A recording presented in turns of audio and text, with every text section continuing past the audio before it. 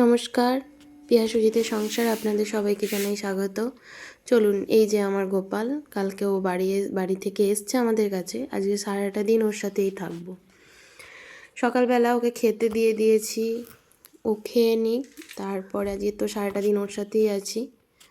আর এখন আমি ওকে নিয়ে বসে গেছি স্নান করাতে। ওকে স্নান করিয়ে নেব। সারাদিন আমার কাজ কিছু ছিলই না, কারণ কাজ যা ছিল মোটামুটি সবই হয়ে গেছে। জামা কাপড় ভেজানো আছে, ওকে স্নান করিয়ে তারপর কাচবো। আর আজকে আমার গ্যাস শেষ হয়ে গেছে, তাই রান্নার নেই। সুজিতকে বলেছি খাবার নিয়ে আসতে, সুজিত খাবার নিয়ে আসবে, তারপরে খাওয়া দাওয়া করবো। তো চলুন ওকে স্নান টান করিয়ে রেডি করিয়ে দিই। ওর গা ফা মুছিয়ে, অনেকক্ষণ জলে খেলছে, ওর গা ফা মুছিয়ে ওকে রেডি করে দিই। ও রেডি করে ওকে খেতে দিয়ে দিই, তারপর আমার কাজ আবার সারবো। এই আপনাদের সাথে গল্প করতে করতে ও রেডিও হয়ে গেছে, খেতে দিয়ে দিয়েছি, ও খাক। আর আমরা যাই বাইরে দরজাটা বন্ধ করতে। বাইরে দরজাটা বন্ধ হয়ে করে আমি যাব জামা কাপড়গুলো কাচতে। কেচে আস্তে আস্তে সুজিত চলে আসবে, তারপরে আমরা খেতে বসবো।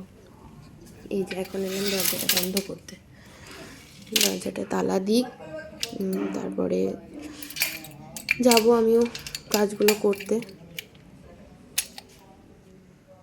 আর চান করা হয়ে গেলে তারপরে খাবো।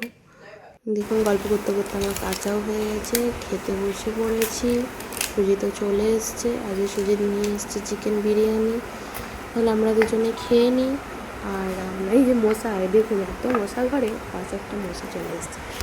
আপনারাও তাহলে ভালো থাকবেন, আর আবার পরের দিন দেখা হবে, আপনাদের সাথে গল্প করা হবে। আর যদি আমার চ্যানেলটা ভালো লেগে থাকে তাহলে অবশ্যই শেয়ার সাবস্ক্রাইব করে দেবেন, একটা লাইক করে দেবেন।